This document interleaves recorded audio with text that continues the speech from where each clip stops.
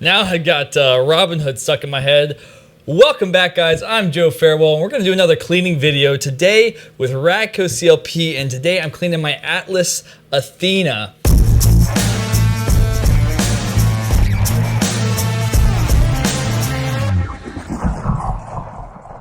I freaking love this gun. It has got quite a few rounds on it now. I've been testing it out all day, and I need to clean it. So I'm gonna have you guys join me for this quick little cleaning. Not a deep clean, it's just a wipe down and get it basically operational. And this is what I do for my guns 99% of the time. Very rarely do I really break it down into all the parts and deep clean it, maybe once or twice a year.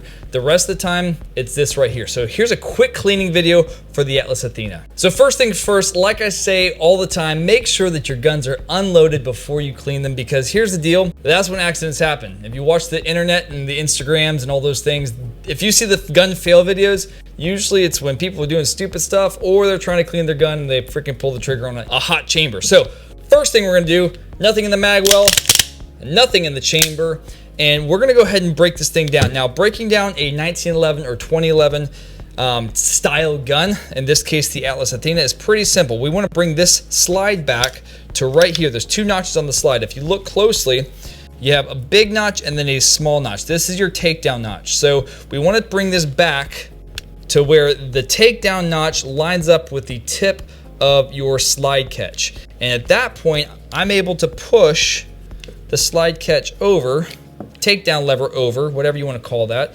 I don't know. I just shoot guns. I don't name them. We pull that out, the slide comes off really simply. We have the frame, the grip, the slide, and then inside the slide we have your recoil spring and your barrel. So the really cool thing about these is we have a toolless guide rod. The toolless guide rod is super helpful because now I don't have to carry paper clips around with me everywhere. And it's pretty simple. All we're gonna do is we're gonna push that guide rod forward, and then right here on the bottom of the guide rod, there's a button that will push this little knob up to where it locks that in place. Now the spring is captured, like so. And all I'm gonna do with this is real quick, take this t-shirt from Independence Range Day, which was awesome, but we had some leftover t-shirts, so now they become cleaning rags. We're just gonna wipe that down. And I don't do a whole lot more than that. I make sure that everything here is in good shape, that my rubber buffer is in good shape, that the spring is not, damaged in any way, that I don't have a lot of grime. If I do, like, for instance, if I drop this into the sand, all you're gonna do to take it apart, don't typically do this, but pull that down to release the tension and slowly let that off. You can also replace your recoil spring, which apparently you're supposed to do, allegedly, like maintenance. Don't tell Atlas, I haven't done that in a while. But you should replace your recoil spring from time to time. From there, again, just wipe it down. If you want to put a little bit of lubrication on there, that's fine. This doesn't need it, it still has a good bit on there. Lube is good. Lube things up, but not too much. Where's the button? I gotta find the button. There's the button. All right, we got it. Now we're locked into place. All right, so that's done. Now we're gonna pull the barrel out. Now, keep this in mind. We wanna drop that down here so the barrel will come out cleanly. And then all I'm gonna do with this is just wipe it down real quick. And again, I don't put a lot of work into this because it doesn't need it. You don't have to sit here and scrub the barrel. The only area that you really need to pay attention to is your feed ramp. And right there on the outside of the chamber. If your feed ramp gets all gunked up, what can happen is feeding issues, because as the round comes up and hits that feed ramp, it likes to have that nice polished feel versus a whole bunch of carbon buildup. So I will make sure that I wipe that down. If it's not coming off, we take a little Radco CLP, spray it on there, and then let it sit for a few minutes. So as you can see, I wiped it, it's not coming off, so I'm gonna let that sit for just a minute and set that off to the side. From here, I'm gonna go ahead and spray out the slide with this CLP, because the CLP is going to soak into that carbon and start breaking it down. And the cool thing about this Radco stuff is they are scientists, but before anything else, they have created this product to meet the demands of our military or special operations, and it does a good job. They also create lubrication and all sorts of oils for like missiles and jets and all kinds of stuff. So they're not just like a gun oil company, they're a much larger family of companies that they know what they're doing. So with the frame, very simple cleaning process for this. Usually I'll put just a little bit of CLP on my shirt or whatever cleaning rag you have and just wipe this down. I don't want to spray a whole bunch on this. I just want to wipe it down a little bit. And then I take my favorite tool of all, this right here. Popsicle stick is my favorite cleaning tool because this allows me, would you stand up? This allows me to really get in the cracks here. You can see there's a lot of carbon buildup down there. It's not a big deal because nothing really happens down there that's gonna like get interfered with by the carbon, but I still like to clean it out. I don't, like I said, deep clean these all the time. I simply like to get it to where the problem areas are well lubricated and they're clean. If you do have any other issues, obviously you want to diagnose that and clean them out. One thing that you do want to make sure is that you don't get a bunch of grit down inside your grip or back here inside the trigger mechanisms, like in your sear, your disconnect, all that stuff. Make sure that stays clean. That is where if you do drop it in the sand or something like that, you're in a big dusty match or something, you know, in Utah or Arizona, take the time to get in there and really clean it well, because having grit in your trigger mechanism is where you can get problems, and you can have problems with hammer follow where the hammer continues to, you know, fall forward. You can have bump fires. You can have, you know, trigger sticking to where, you know, adds a bunch of weight to the trigger. I've had all of those different situations depending on how much grit and grime I have stuffed down into the trigger group. So make sure that you clean those out effectively if you do start to feel issues. Otherwise, this is all I'm gonna do is just simply wipe everything down, make sure we get the grime off of there that's on it, and then we're gonna reassemble here in just a second. Now, we sprayed down the slide earlier. We're gonna go ahead and attack the slide now because it's had a little bit of time to soak in that CLP. And again, all I'm gonna do is wipe this down.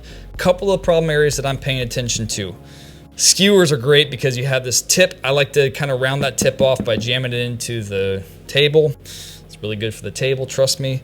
But I pay attention to a couple areas. Number one, I look at the extractor right here. I want to make sure that the extractor is not damaged and also that there's nothing built up behind the extractor. I also try to make sure I clean the breech face off, which is right in here. I want to make sure all of that has all of the carbon buildup removed. There's not usually a whole lot on there, but sometimes you'll also get brass buildup, and we want to make sure that's cleaned off. And then from there, I just simply clean out all of the grooves, both in the slide channel and back here behind it, and just make sure that's all wiped down. Wipe down the inside of the slide up here. There's not a whole lot of issues that you get up there, especially once you clean the barrel, but at least wipe out anything that you do get. If you have like a dusty environment or a lot of dirt and grime, you can get some buildup in there because of the slide cuts. So at least check it, wipe it down, and then re-lubricate it effectively. I don't put a lot of lube on because I don't want it to be dripping. I don't want it to attract dirt. If you have like an excessive lubrication, then you can actually attract dirt and carbon buildup. So I will simply wipe all this down, and I'll show you the process for re-lubricating and reassembling. Now, you guys remember we left the barrel to sit for a little bit because the feed ramp had some good buildup on there. We sprayed the CLP. Now watch this. It just takes a little wipe with this freaking t-shirt and now it's clean. It's that simple. Leaving that CLP to kind of penetrate, that's the P in the CLP.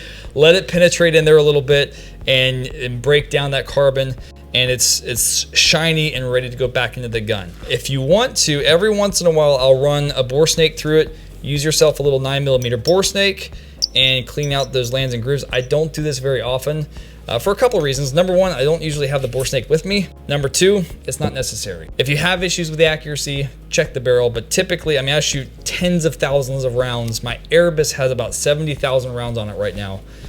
This one's pretty new, so I'm not really worried about it. But every once in a while, I'll run a bore snake through there or a brush through it. But make sure you're running a good bore snake. You don't want to use like steel bristles or anything like that because that can actually damage the inside of your barrel. And from here, we're just going to go ahead and reassemble this thing. So all I'm going to do with this is I'm going to take, I actually like these little 1/2 ounce bottles because they're really effective at just, you know, throw this in your gear bag. You always have oil and you can spot the application instead of spraying it down. Like I said, we don't want a whole bunch of oil on this, especially with this finish. This is the DLC finish. It is already slick as it is. So I'm just gonna put literally 1 drop on here and just wipe it around. And even that feels like a little bit too much. So I'm gonna wipe off some of that, and that CLP is penetrating into it. And then from here, I just drop that barrel back in and I pull the barrel lug up. I want that up like that so that when I put my recoil spring in, my guide rod in, everything fits where it's supposed to go. And I do things maybe a little bit different than other people. I will actually release that and let it set in here, and then I'll pull that barrel lug down like so. So now this is how this slide looks. From here, I'm going to go ahead and lube the important parts on the frame, not so much the slide, because if I lube the frame effectively, I don't have to worry about the slide so much, but I'm gonna put it on these 4 contact points. I got 1, 2, 3, and 4. That's where the slide rides. And then from here, I'm just gonna wipe with my finger, spread that lube around a little bit, and make sure we get every piece that we could potentially have metal on metal contact, just to make sure that you're not wearing excessively. And then if you see any buildups, so for instance, like right here, we got a lot of buildup. I'm just gonna wipe some of that off. And then right there, we got a little buildup, wipe it off, but then retouch it up with my finger to make sure that we have CLP on there.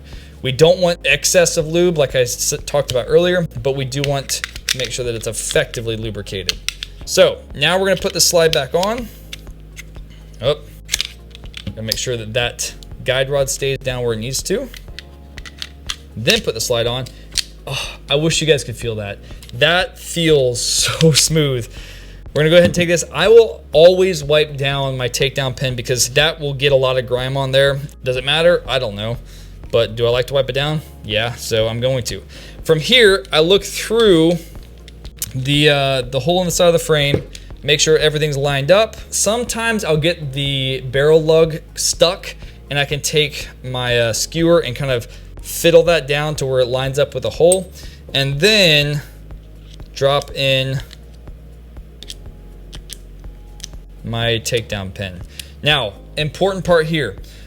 Everyone wants to talk about beauty marks on the side of your frame. You don't have to have them. If you line this up properly, you shouldn't have a bunch of scratches on the side of your frame there. So we're gonna pull this back to here, and we're just gonna push this in once we get our mark, our index mark lined up.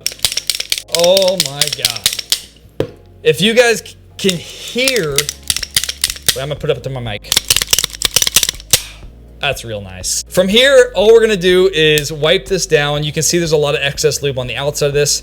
We wanna make sure we wipe this down. This is an aluminum grip and it does like to take a little bit of oil in there. So if you wanna spray a little bit on there and then soak it in, that's a good idea. If you see that if you use brake cleaner or some of those heavy duty carbon cleaners and you spray the gun down, you're gonna soak all of the oil out of the aluminum frame, and that's not a good thing. So you wanna make sure that you have some oil in there. Obviously, you don't want it slippery with your grip, but we do want to make sure that there's at least a little bit of oil soaked into there, and then wipe all of the excess off, just like so. And from here, you can see that that is just freaking beautiful. A little bit of excess there. Whew! Gosh, that's a beautiful gun. So I hope you guys enjoyed that. I'm not like some professional gun cleaner. I do it very simply, but I shoot a lot of rounds. And this is what works for me. It's a 10-minute process at the most. It's usually just a quick breakdown, wipe it down, get that carbon off, put some fresh lube on, and then get back after it. And for my Atlases, that usually is good for 3,000 rounds before it starts to even gum up a little bit. And that's heavy, heavy fire. Sometimes it's more than that, sometimes a little bit less depending on the environment if we get a lot of dust. But thank you guys for tuning in for this cleaning video with Radco and my Atlas. I love this freaking gun. If you have any questions, drop a comment down below, hit me up on social media. We're gonna be giving away some of this Radco CLP on my Instagram, so definitely check that out. If you do wanna get some, we have the 1/2 ounce, 4 ounce, and the spray bottles of the CLP. You can get those on Amazon or radco.com. And I'm gonna have them on my website, farewellfirearms.com, in the very near future. Other than that, I hope you guys enjoyed my little shenanigans video of cleaning guns, and I'll see you on the range soon.